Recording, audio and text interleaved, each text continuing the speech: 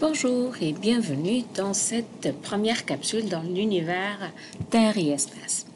Une première question qui s'impose, pourquoi lorsque un objet en chute libre, y compris nous lorsqu'on va sauter en parachute, on va toujours atterrir sur la Terre. Donc on est toujours attiré vers le sol. La réponse à ça, c'est que la Terre exerce une force d'attraction. Cette force d'attraction, elle va nous tirer, elle va nous attirer vers la Terre. Et cette force, en fait, elle est orientée au centre de la Terre. Cette force, ça s'appelle la gravité.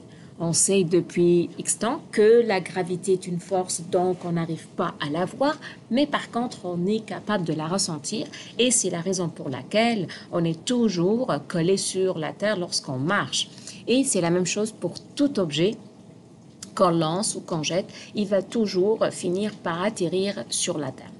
Cette force de gravité, c'est-à-dire d'attraction, elle existe aussi sur d'autres astres. Et à ce moment, on va parler de gravitation. Gravitation, ça veut dire quoi? C'est-à-dire qu'il y a deux corps, donc deux corps célestes, qui vont généralement, lorsqu'on parle de corps célestes, on parle de corps qui présentent une masse très très grande, ces deux corps, ils vont s'attirer mutuellement. Donc, moi, j'attire, moi, j'exerce une force d'attraction, toi, tu exerces une force d'attraction, puis à certains moments, nos forces, ils vont nous maintenir à la même position. On parle de gravitation universelle. Pourquoi? Parce qu'elle va être présente dans tout l'univers. Donc, tout astre qui se trouve dans notre univers et qui présente une masse, et on va définir, ça veut dire quoi une masse un peu plus tard, il va présenter cette force d'attraction.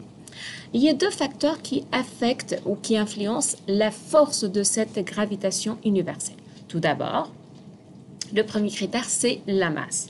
Plus un corps présente une masse très très grande, c'est-à-dire qu'il y a plus de matière qui se trouve à l'intérieur, plus il va avoir une grande force d'attraction. Donc, il va tirer l'objet vers lui.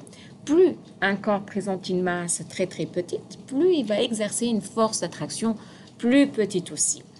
De plus, deuxième critère, c'est la distance. Donc, plus les deux objets sont très très proches, plus la force d'attraction, elle va être plus grande. Plus les deux objets sont très très loin, plus la force d'attraction va être plus petite. Donc, ce sont les critères et ça, c'est la définition de la force gravitationnelle.